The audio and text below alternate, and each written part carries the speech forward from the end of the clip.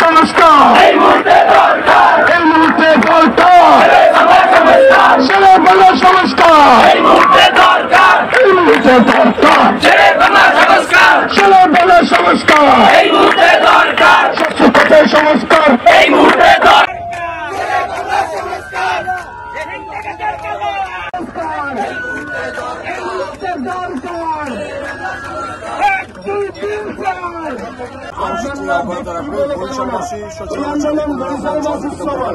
বরিশালবাসী